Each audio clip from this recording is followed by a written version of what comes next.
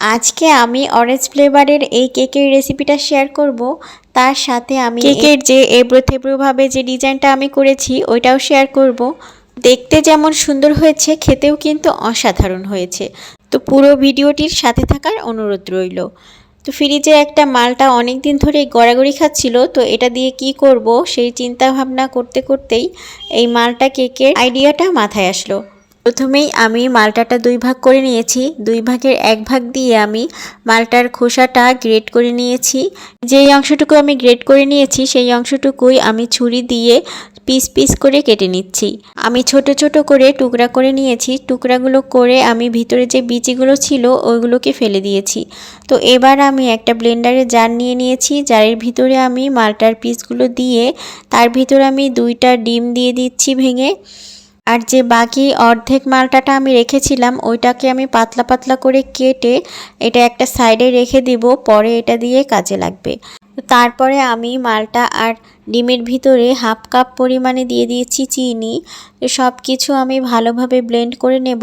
মালটাটার ভিতরে যেহেতু একটু একটু খোসাও ছিল সেহেতু ভালোভাবে একটু ব্লেন্ড করতে হবে যেন ওগুলো একদমই ব্লেন্ড হয়ে যায়।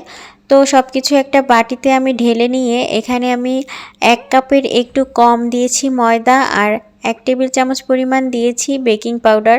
সব কিছু আমি ভালোভাবে একটা ছাঁকনি দিয়ে ছেঁকে তারপরে মিশিয়ে নিব। এরপরে দিয়ে দিচ্ছি 1/3 কাপ পরিমাণে রান্নার সয়াবিন তেল। সাথে সাথে দিয়ে দিচ্ছি সামান্য পরিমাণে অরেঞ্জ ফুড কালার। যেহেতু অরেঞ্জ ফ্লেভারের কেক বানাচ্ছি সেহেতু একটু কালারটা অরেঞ্জি অরেঞ্জি হলে ভালো লাগবে দেখতে, এজন্যই আসলে ফুড কালার দেওয়া। এমনি না দিলে কোনো সমস্যা নেই, স্বাদের কোনো এরফের হবে না।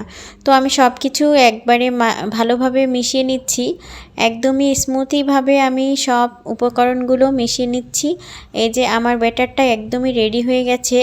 এবার আমি একটা কেকের মোল্ড নিয়েছি এরকম রাউন্ড শেপের, তার ভিতরে আমি একটা কাগজ তেল দিয়ে ব্রাশ করে রেখেছি।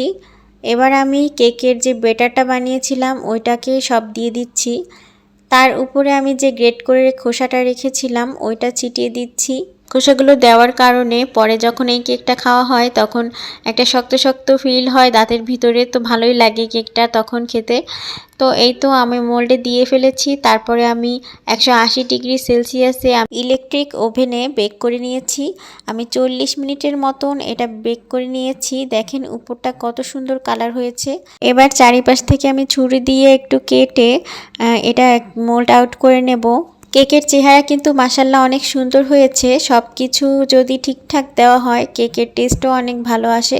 তো আমার এই কেকটার কিন্তু টেস্টও অনেক ভালো এসেছিল। আপনারা চাইলে বাসায় এইভাবেই ট্রাই করতে পারেন।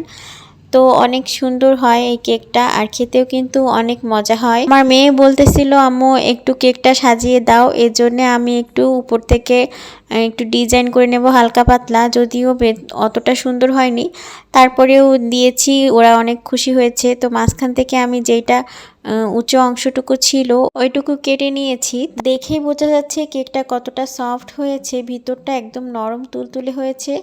তো এবার আমি আমার বাসায় ছিল একটু অরেঞ্জ জেলি, এজন্য আমি উপর থেকে এই জেলিটা দিয়ে দিচ্ছি। একটু খেতে আর একটু অরেঞ্জি অরেঞ্জি ভাব আসবে এজন্যে। তো উপরে আমি জেলিটা দিয়ে তারপরে একটু ওই যেই কেটে রাখা যে মালটাটা রেখেছিলাম ওই মালটাটা দিয়ে একটু ডিজাইন করে নিচ্ছি। তো প্রথমে এভাবে রেখেছিলাম, পরে ভাবলাম যে আরেকটু ডিজাইন করি। এর জন্য আমি যে কাটা অংশটুকু রেখেছিলাম ওই অংশটুকু একটা ব্লেন্ডারের জারে দিয়ে তার ভিতরে সামান্য আরেকটু ফুড কালার দিয়ে একটু ব্লেন্ড করে নিয়েছি। তারপরে আমি এই যে জেলির উপর ছড়িয়ে দিচ্ছি।